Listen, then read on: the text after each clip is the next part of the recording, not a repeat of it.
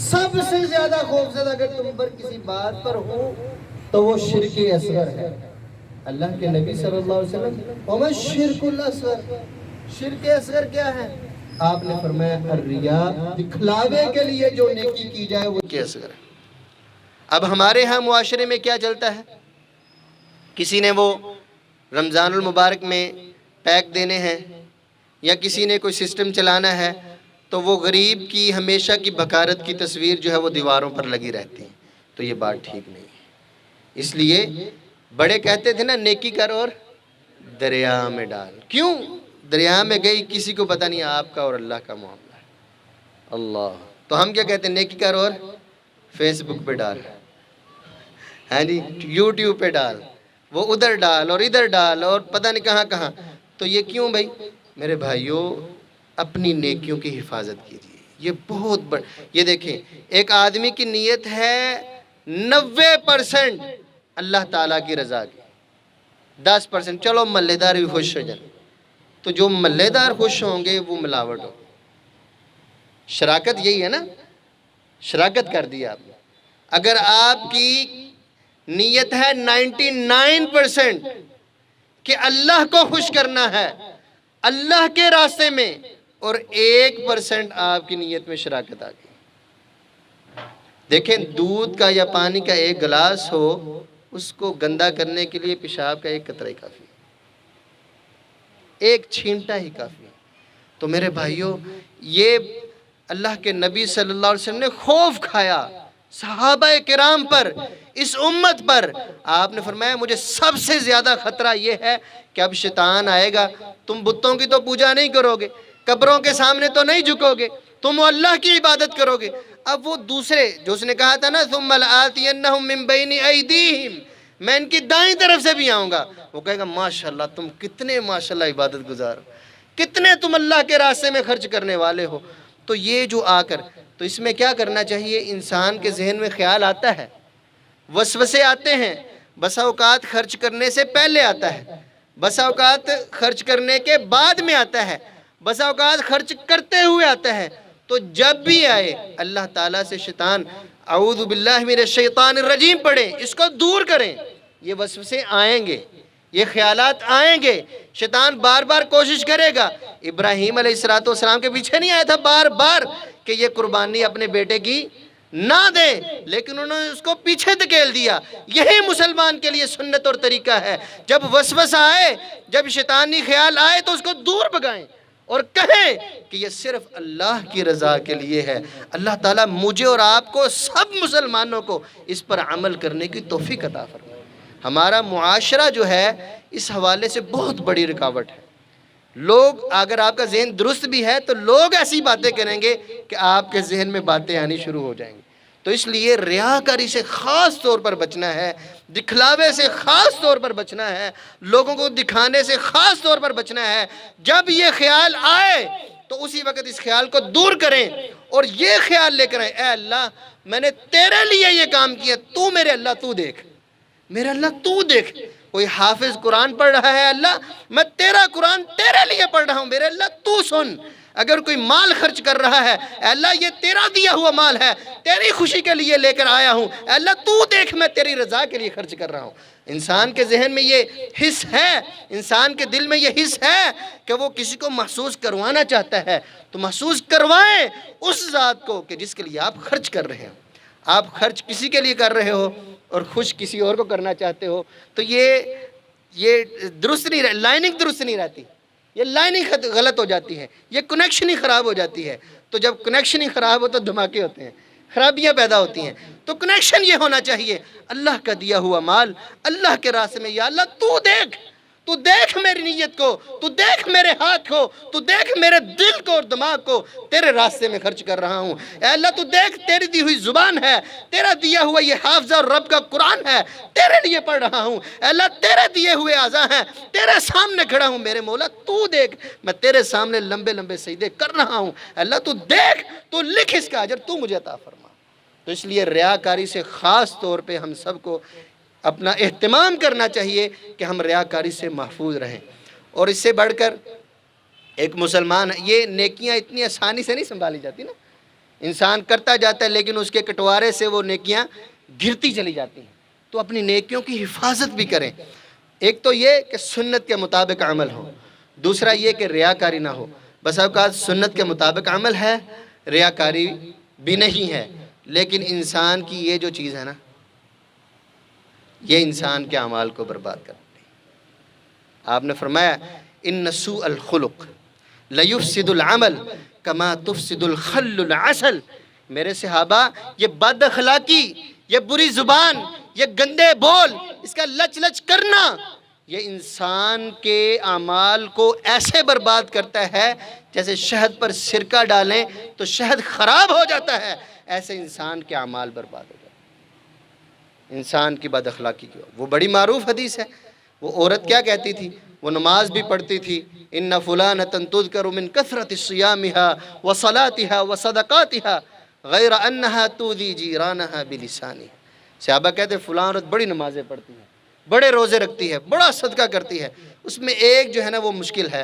کیا مشکل ہے؟ اس کی زبان نہیں کھلوتی، نہیں کھڑی ہوتی، نہیں رکتی، وہ باز نہیں آتی۔ آپ نے فرمایا ہی فی النار، اعمال برباد، تباہی پھر جائے گی۔ آپ نے فرمایا یہ اپنی زبان کی وجہ سے جہنم میں جائے گی۔ آپ نے وہ حدیث نہیں سنی کہ آپ نے فرمایا میری امت کا مفلس، صحابہ مفلس اور کنگال کسے کہتے ہیں؟ جس کے پاس پیسے نہ ہوں۔ آپ نے فرمایا میری امت کا مفلس وہ ہوگا بڑے بڑے نیکی کا کام کیے ہوں گے، بڑے صدقات اور عمرے اور حج بھی کیے ہوں گے، قیامت کے دن آئے گا، کیسے آئے گا؟ شتم ھذا، زبان گندی استعمال، اس کو گالی دی ہے، ہاں جی، وقذف ھذا، اس پہ تہمت لگائی، وسفک دم ھذا، ہاتھ سے بھی کوئی محفوظ نہ رہا، ہاں جی، تو آپ نے فرمایا اس کا خون بہایا، اس کے اوپر تہمت لگائی، اس کے بارے میں باتیں کی، اس کی غیبت کی، اس کی چغلی کی، وہ بھی اس کی نیکیاں لے گیا، وہ بھی اس کی نیکیاں لے گیا، وہ بھی اس کی نیکیاں لے گیا، اس کے پلے میں کچھ بھی نہ رہا۔ تو انسان کی نیکیاں برباد، پھر کیا ہوگا؟ اب وہ خالی ہاتھ ہے، تو یہ مفلس یا کنگال نہیں تو اور کیا ہے؟ تو اس لیے میرے بھائیوں اپنی زبان کی حفاظت کریں، اپنی زبان کے ذریعے کسی کو تکلیف مت دیں۔ اس لیے اللہ کے نبی صلی اللہ علیہ وسلم نے اس آدمی کو مفلس کہا کہ ساری زندگی محنت کرتے، نیکیاں کرتے، عبادت کرتے گزر گئی، لیکن زبان اس کے کنٹرول میں نہیں۔ تو انسان کو اپنی زبان بھی کنٹرول میں رکھنی چاہیے، اور جو آپ نیکی کریں، جو عبادت کریں، جو ریاضت کریں، وہ طریقہ کار اپنائیں جو حضرت اسماعیل اور حضرت ابراہیم علیہ السلام نے اپنایا۔ ابراہیم اور اسماعیل علیہ السلام نے اپنایا، کیا کیا؟ اللہ کا گھر تعمیر کیا، کعبۃ اللہ، اس کی تعمیر کی۔ اور یہ انبیاء ہیں تو دل میں یہ نہیں آیا کہ ہمیں بڑا شرف حاصل ہوا ہے، ہم کتنے عظیم نبی ہیں کہ اللہ کا گھر ہم نے اپنے ہاتھوں سے تعمیر، نہیں، کیا کیا؟ ہاتھ اٹھا لیے، ربنا تقبل منا انک انت السمیع العلیم، اے اللہ یہ نیکی تو نے توفیق دی ہے، اب اس کو قبول فرما لے، اے اللہ اس کو اپنی بارگاہ میں قبول و منظور فرما لے۔ تو ہمارے ہاں کتبے لگائے جاتے ہیں نا، تو یہ کام نہیں، شریعت میں یہ مقصود نہیں ہے، بلکہ عاجزی۔ شریعت اگر عمل ہو تو اس کے ساتھ انسان کو عاجزی سکھاتی ہے۔ جب پھل لگا ہو تو درخت جھک جاتا ہے چاہے سیدھا ہو، ایسے ہی اگر کسی انسان کے عمل مقبولیت میں پہنچے تو وہ بڑے بڑے نام نہیں، بلکہ اس میں عاجزی آنی چاہیے، اس میں جھکاؤ اور تواضع آنا چاہیے، اور اللہ کے سامنے جھکنا چاہیے، اور اپنی نیکی کے برباد ہونے کے حوالے سے ڈرنا چاہیے، اے اللہ اس کو قبول فرما لینا، اس کو ضائع مت فرما۔ تو یہ بات کہ اپنے اعمال کو سنت کے مطابق ریاکاری سے محفوظ، اور پھر اپنی زبان کی خاص حفاظت کرنی ہے اور اللہ تعالیٰ سے دعا کرنی ہے۔ ایک اور وجہ ہے کہ جس کی وجہ سے انسان کی نیکیاں برباد ہوتی ہیں، اس کو کہتے ہیں شراب نوشی۔ اب ہمارے معاشرے میں اگر کسی کے پاس دولت آ جائے اور پھر خوشی کا کوئی موقع آ جائے تو اللہ کی نافرمانی کو ہاتھ سے نہیں جانے دیتے نا۔ نوجوانوں کی محفل اس وقت تک باہر رونق نہیں ہوتی جب تک اس میں مختلف قسم کے نام بدل کر یہ ڈرنکس نہ پیے جائیں۔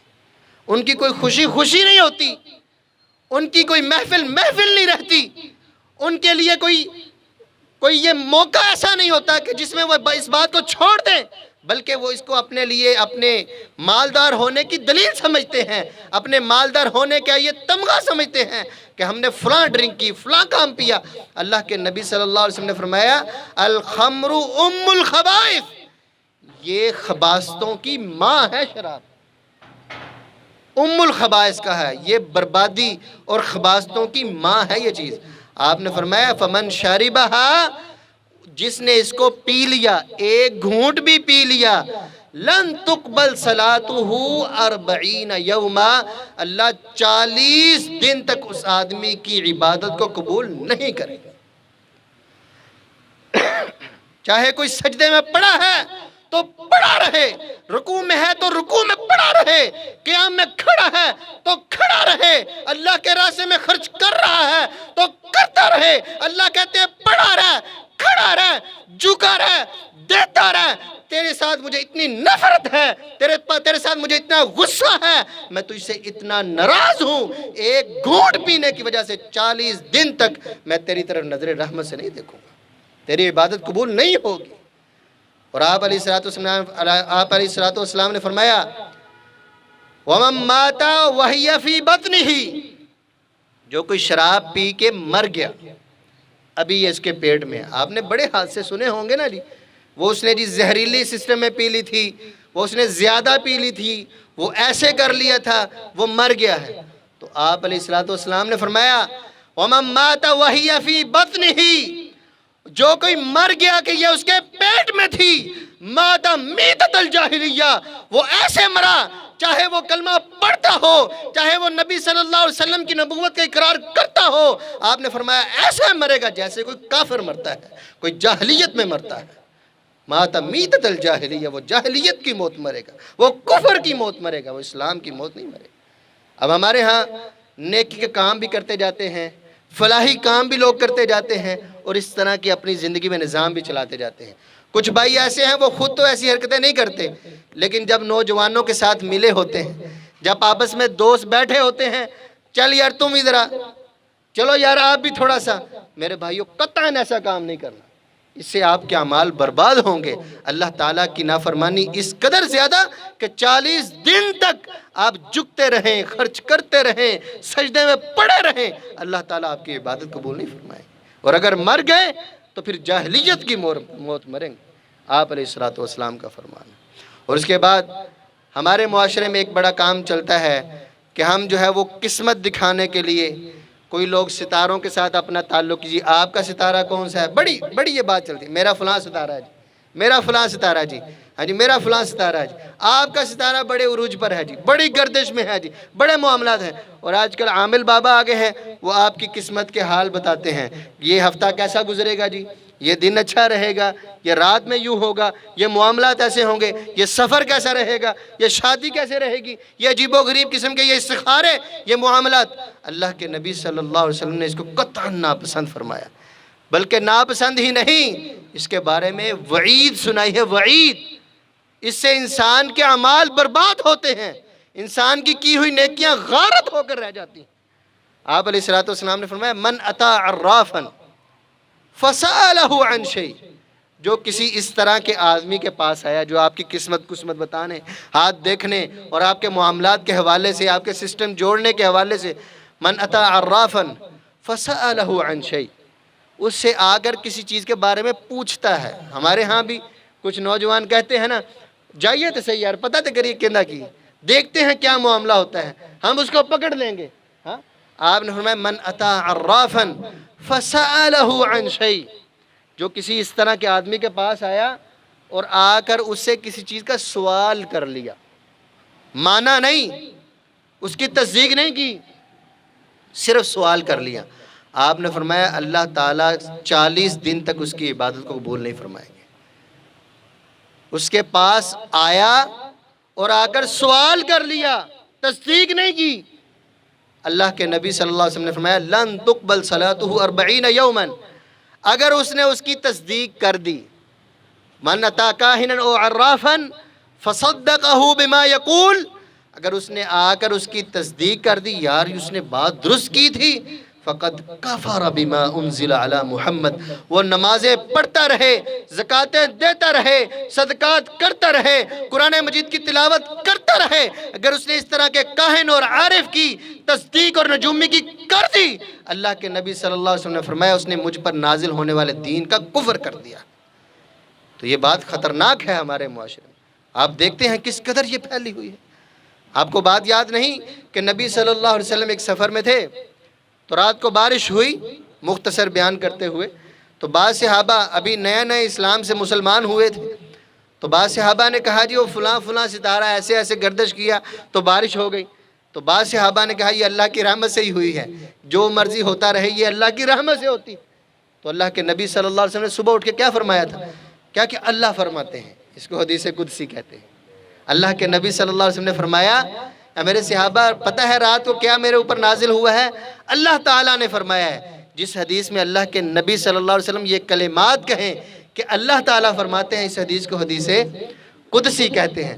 آپ نے فرمایا اللہ تعالیٰ فرماتے ہیں کہ آج کے دن کچھ میرے بندے میرے ساتھ کفر کرنے والے ہو گئے اور کچھ میرے بندے مجھ پر ایمان لانے والے ہو گئے. اللہ کے نبی کون کفر کرنے والے ہوئے، کون ایمان لانے والے ہوئے؟ آپ نے فرمایا کہ جس آدمی نے یہ کہا کہ فلاں فلاں ستارے کی فلاں فلاں گردش کی وجہ سے بارش ہوئی ہے، اللہ فرماتے ہیں اس نے ستاروں کا اقرار کیا اور میں اللہ تعالیٰ کا انکار کر دیا. اور جس نے کہا اللہ کی رحمت سے بارش ہوئی ہے، اس نے ستاروں کا انکار کر دیا اور اللہ تعالیٰ پر ایمان لے کر آیا. تو میرے بھائیوں اس حوالے سے اپنے آپ کو اور اپنے دوستوں کو بھی باخبر کریں کہ اس طرح کا کام قطعاً نہیں کرنا ہے، اور اس سے انسان کی زندگی کی ہوئی نیکیاں برباد ہو جاتی ہیں. اور اس کے ساتھ ساتھ ہمارے معاشرے میں شوقین سسٹم میں بڑا کام چل رہا ہے. لوگ اپنے گھروں میں پیٹ اور جانوروں کو پال رہے ہیں، اور کچھ لوگ کتے پالتے ہیں بڑی بڑی نسل کے، اور بڑے بڑے ان کے کراس سسٹم میں لے کر، اور پھر آپس میں ان کا تذکرہ کرتے ہیں میرے پاس فلاں ہے، میرے پاس فلاں ہے، میرے پاس فلاں ہے، اور اس کے اخراجات معاملات سارے. اگر غیر مسلموں نے، یہود و نصارہ نے اپنی اولادوں سے دوستی چھوڑ کر، اپنے والدین کی خدمت چھوڑ کر کتوں سے دوستی لگا لی ہے، تو مسلمانوں نے ان کی بھی اس معاملے بھی نقل کرنی ہے. اپنے والدین کو ٹائم دیجئے، اپنی اولاد کو ٹائم دیجئے، اپنے معاملات کو سلجھائیے، اپنی عبادت میں ٹائم لگائیے. یہ کیا کام ہوا؟ یہ کیسا شوق ہے کتے پالنا اور اس پہ اتنے خرچ کرنا، اور اپنی مجلسوں میں اپنے اوپر فخر کرنا کہ میں نے فلاں رکھا ہوا، میں نے فلاں رکھا. اللہ کے نبی صلی اللہ علیہ وسلم نے فرمایا کہ جس نے ایک دن یا ایک رات کتا باندھا اپنے گھر میں رکھا تو اللہ تعالیٰ اس کی نیکیوں کو برباد کرتے. پتہ کتنی نیکیاں؟ قیرات. آپ نے فرمایا قیرات کسے کہتے ہیں؟ احد پہاڑ جتنا لمبا چوڑا اور اونچا اور اتنا وہ ٹھوس قسم کا پہاڑ جو تقریباً 7 سے 8 میل لمبا ہے. تو اللہ تعالیٰ اس کی نیکیوں سے اتنا ثواب ایک دن میں اس کتے کی وجہ سے اللہ تعالیٰ اس کی نیکیوں کو ضائع کرتے ہیں. تو انسان بڑے شوق سے اور بڑے معاملات ایسے خوش ہو رہا ہے اور دکھا رہا ہے اور ان پر ٹائم خرچ کر رہا ہے یہ ایک دن. اور اگر اس نے رکھا ہوا مسلسل تو یہ مسلسل اتنا اس کا ثواب ضائع ہوگا تو کتنا بڑا خسارہ ہے، کتنا بڑا نقصان ہے. تو یہ مت سمجھے کہ اس کی نیکیاں نہ ہو تو اس کے سرے گناہ پڑیں گے، اس کے سر پر اتنا گناہ پڑے گا کہ اس نے اللہ تعالیٰ. آپ کو پتہ ہے کہ اللہ کے نبی صلی اللہ علیہ وسلم ایک دن حضرت جبریل امین علیہ السلام کا انتظار فرما رہے ہیں، تو جبریل امین گھر میں نہیں آ رہے، اللہ کے نبی صلی اللہ علیہ وسلم انتظار فرما رہے ہیں. وہ بات ہوئی آپس میں، پوچھا بھی کیوں نہیں آ رہے گھر میں، باہر کیوں کھڑے ہیں؟ کہا آپ کی چارپائی کے نیچے کتے کا بچہ ہے. اللہ کے نبی صلی اللہ علیہ وسلم ہو، نبی کا گھر ہو، تو ادھر رحمت کا فرشتہ جبریل امین داخل نہ ہو، تیرا اور میرا گھر اور کئی کتے بندے ہو تو کہاں رحمتیں آئیں، کہاں اللہ کی رحمتیں آئیں. تو میرے بھائیوں اگر اس طرح کا شوق ہے تو اس کو دور کیجئے. اور بڑے شوق ہیں، اچھے شوق کر لیجئے، اللہ تعالیٰ کی فرما برداری والے شوق کر لیجئے، جہاد والے سسٹم میں شوق کر لیجئے، اور بڑے معاملات ہیں. تو اس لیے میرے بھائیوں اس طرح کا شوق جو ہے اس سے بچیں اور اپنے دوستوں کو بھی تبلیغ کریں، ان کو بھی سمجھائیں. یہ ان کے ساتھ خیر خواہی ہے، یہ بھائی چارے کا مقصد ہے کہ آپ اپنے بھائی کو اس کے نقصان سے بچائیں. تو اللہ کے نبی صلی اللہ علیہ وسلم نے فرمایا کہ جس نے اپنے گھر میں یہ شوقیہ سسٹم میں کتا باندھا، اللہ تعالیٰ ایک کی رات احد پہاڑ جتنا ثواب اس کی نیکیوں سے اللہ تعالیٰ ضائع کر کے رکھتے ہیں. تو اس لیے ہم سب کو چاہیے کہ اپنے نیکیوں کی حفاظت کریں اور اس طرح کے شوق نہ پالیں. ایک اور بات کہ ہم اللہ کے راستے میں بہت اللہ تعالیٰ ہم سب کو توفیق دے خرچ کرتے ہیں، لیکن بسا اوقات انسان جو ہے اس کے ذہن میں یہ بات آتی ہے کہ میں نے فلاں پر خرچ کیا ہے تو اس کو میرا احسان مند رہنا چاہیے، اور اگر وہ اس کا احسان مند نہیں رہتا تو آپ اپنی زبان سے اس کے حوالے سے گفتگو کرتے ہیں۔ تو اللہ تعالیٰ نے اس حوالے سے فرمایا یا ایھا الذین آمنوا لا تبطلوا صدقاتکم بالمن والاذی، اے مومنو احسان جتلا کر اور تکلیف دہ گفتگو کر کے اپنے صدقات، اپنی نیکی کے معاملات جو ہیں ان کو ضائع مت کرو۔ جو ایسا کرتے ہیں فَمَثَلُهُ كَمَثَلِ صَفْوَانٍ، اللہ نے اس کی مثال دی کیسے اعمال برباد ہوتے ہیں۔ كَمَثَلِ صَفْوَانٍ عَلَيْهِ تُرَابٌ، جو لوگ اس طرح کرتے ہیں کہ پہلے نیکی کر لی پھر بعد میں جتلا دی، پہلے اللہ کے راستے میں دیا پھر اس والے سے اپنی زبان کا تیکھا اور کیا اسے کہتے ہیں وہ غلط استعمال کی جس سے اگلے بندے کو تکلیف ہو۔ آپ نے فرمایا، اللہ تعالیٰ فرماتے ہیں فَمَثَلُهُ كَمَثَلِ صَفْوَانٍ عَلَيْهِ تُرَابٌ، اس کی مثال ایسے ہے بڑی ساری چٹان ہو اور اس پر مٹی پڑی ہو، فَأَصَابَهُ وَابِلٌ فَتَرَكَهُ صَلْدًا، کہ اس پر تیز موسلا دھار بارش پڑے اور ساری کی ساری مٹی چلی جائے تو اس چٹان پر آپ کو کوئی مٹی ملے گی؟ قطعاً نہیں ملے گی۔ اس طرح آپ کی نیکی کا اجر بھی آپ کو اس طرح نہیں ملے گا، بالکل ایسے ہو جائے گی جیسے ادھر مٹی نہیں پڑی تھی، آپ کی نیکی بھی بالکل ایسے ہو جائے گی جیسے آپ نے نیکی کی ہی نہیں۔ تو اس لیے میرے بھائیو لا تبطلوا صدقاتکم بالمن والاذی، اپنی اذا، اپنی زبان کے غلط اور یہ احسان جتلانے والے طریقے سے اپنے اعمال کو برباد مت کریں۔ بلکہ یہی بات نہیں، انسان کے اس حوالے سے نبی صلی اللہ علیہ وسلم نے فرمایا ثلاثۃ، تین قسم کے بدقسمت ایسے آدمی ہیں لا یکلمہم اللہ، اللہ تعالیٰ ان سے بات نہیں کریں گے، دور ہو جاؤ۔ غصہ، ناراضگی، اللہ تعالیٰ کا ان سے دوری، لا یکلمہم اللہ، دور ہو جاؤ، میں بات نہیں کرنا چاہتا۔ ولا ینظر الیہم، ان سے نظر نہیں ملائیں گے، جاؤ، دیکھیں گے نہیں، اعراض ہوگا۔ ولا یزکیہم، اور ان کو گناہوں سے پاک بھی نہیں فرمائے۔ ولہم عذاب علیم، ان کے لیے دردناک عذاب ہوگا۔ ان میں سے پہلا آدمی المنان بما اعطا، جو اللہ کے راستے میں دیا ہے اس کے اوپر احسان جتلا رہا ہے کہ میں نے تمہیں دیا، یہ اس پر احسان نہیں ہے بلکہ انسان کو رب تعالیٰ کا شکر گزار ہونا چاہیے۔ اے اللہ تو نے مجھے دینے والوں میں بنایا ہے، اگر تو چاہتا تو میں اس لینے والے کی طرح بھی ہو سکتا تھا۔ اللہ تیرا میں شکر گزار ہوں، تو نے مجھے دیا اور پھر اس کے بعد تو نے مجھے دینے والا بنایا۔ اگر چاہتا تو میں مسکین ہوتا، اگر تو چاہتا تو میں یتیم ہوتا، اگر تو چاہتا تو میں مسکین اور میں بیوہ ہوتی۔ اللہ کے نبی صلی اللہ علیہ وسلم نے ہمیں یہ تربیت فرمائی ہے کہ ہم اپنے اعمال کو اس طرح برباد مت کریں، اللہ کے لیے اللہ کے راستے میں خرچ کریں اور اس کے اجر و ثواب کی امید بھی رب تعالیٰ سے رکھیں۔ تو احسان نہیں جتلانا ہے۔ ایک اور بڑی عظیم بات ہے جس سے اکثر لوگ غافل رہتے ہیں، وہ عصر کی نماز ہے۔ عصر کی نماز بڑی اہمیت کی حامل، اس کی اسپیشل تاکید قرآن مجید میں ہے۔ اللہ تعالیٰ فرماتے ہیں حافظوا علی الصلوات، نمازوں کی حفاظت کرو۔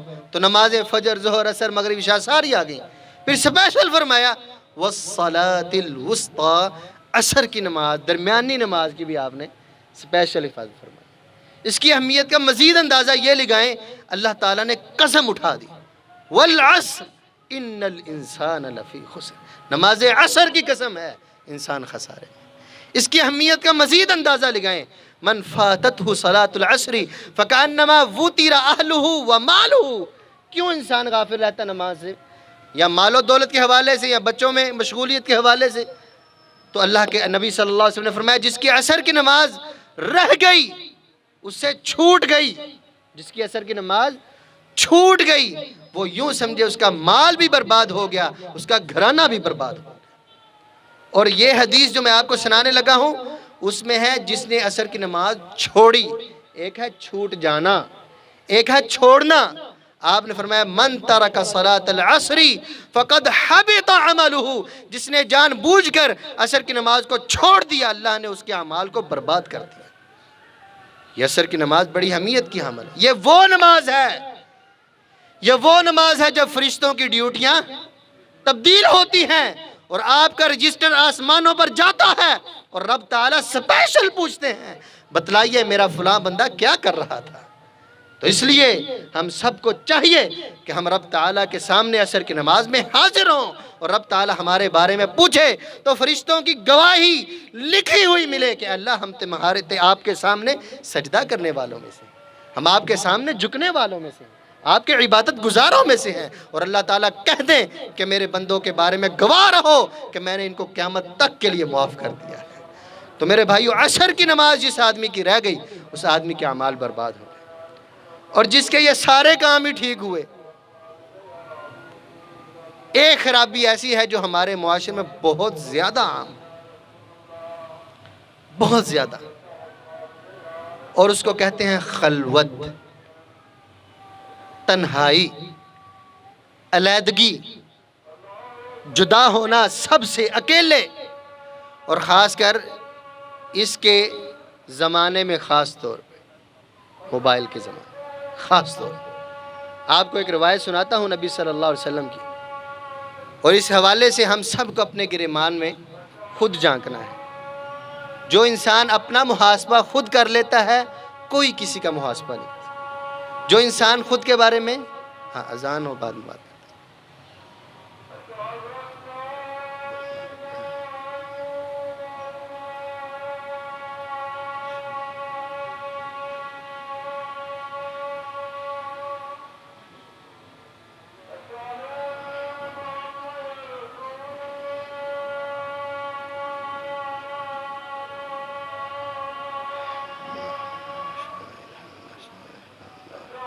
روایت بیان کر کے اپنی بات کو ختم کرنا چاہتا ہوں، ہے ٹائم نا؟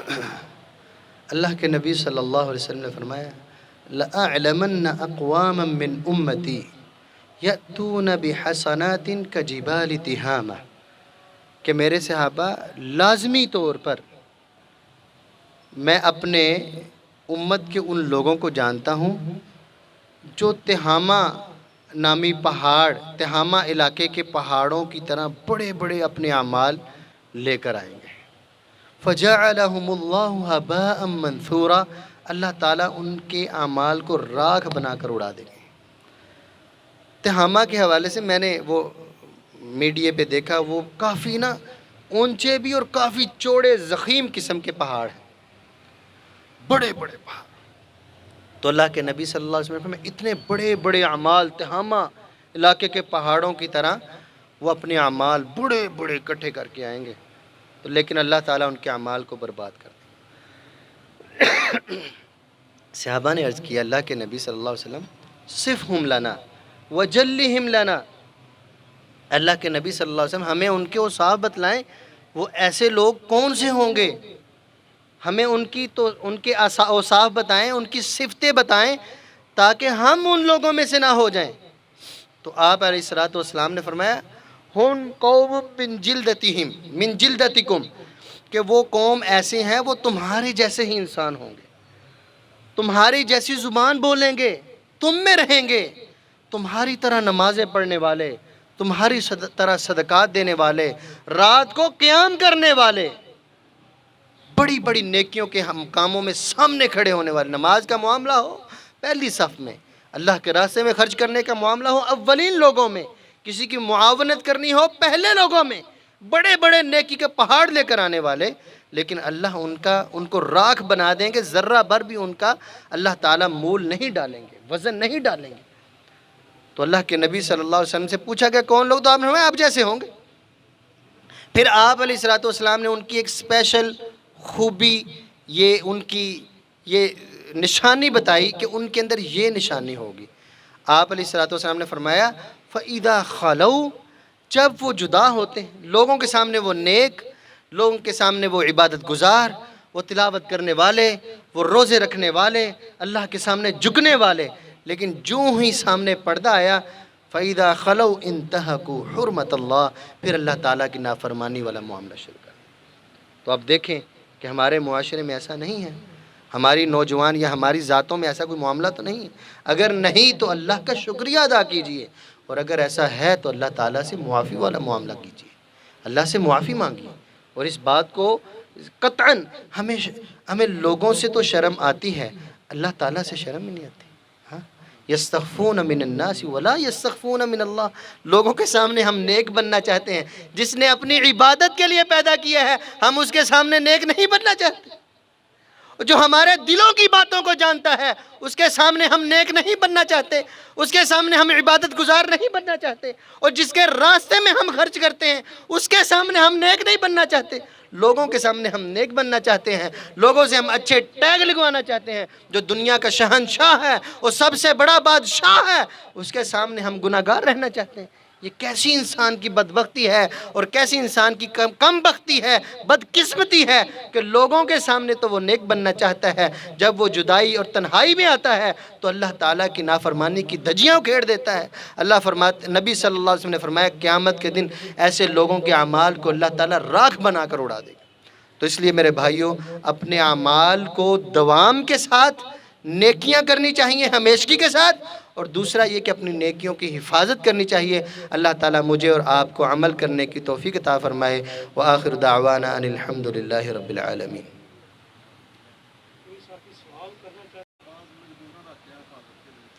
گھروں میں حفاظت کے لیے نہیں، اللہ کے نبی صلی اللہ علیہ وسلم نے کھیتی کی حفاظت کے لیے اجازت دی ہے۔ گھروں میں حفاظت کے لیے کوئی اور سسٹم انسان کو اختیار کر لینا چاہیے۔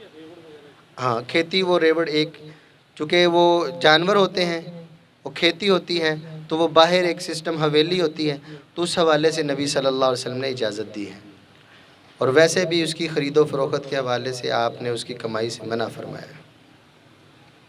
جب کمائی نہیں ہوگی ترویج بھی کم ہوگی۔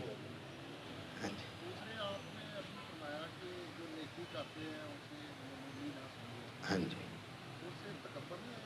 معمولی نہیں، یہ آپ اپنے لیے اعزاز سمجھیں کہ مجھے اللہ نے توفیق دیا اور میں اللہ کے سامنے جھک رہا ہوں، یا اللہ کے راستے میں، یہ بڑے اعزاز کی بات ہے۔ یہ اللہ اپنے پسندیدہ بندوں کو دیتا ہے، چنے ہوئے بندوں کو دیتا ہے۔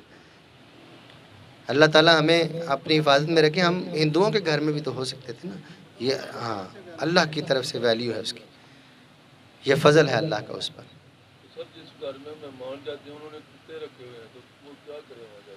مہمان جائیں اور آ جائیں، ان کو سمجھائیں تھوڑا سا، نہیں سمجھے تو اللہ تعالیٰ ان سے معاملہ فرمائے گا، دعا کریں ان سے۔ نہیں، آپ کے جانے سے کیا حرج ہوگا، مجبوری میں آپ نے جانا ہی ہے، آپ جائیں گے تو سمجھائیں گے نا۔ ہاں، کوئی ایسا دوست ہے، کوئی ایسا رشتہ دار ہے، مان ہے کہ بھائی یا کتا رکھ لے یا منو رکھ، میری رشتہ داری رکھ یا میری دوستی رکھ، تو پھر کیا بات ہے، پھر کیا بات ہے، پھر کہیں نہیں جی وہ اور بات ہے۔ لیکن بعض دفعہ ایسے ہوتا ہے آپ کہتے ہیں نہیں تنا سے، وہ نہیں، آپ جائیں، بعض دفعہ ہلکی سی بات بھی دل پہ بڑا اثر کر جاتی ہے۔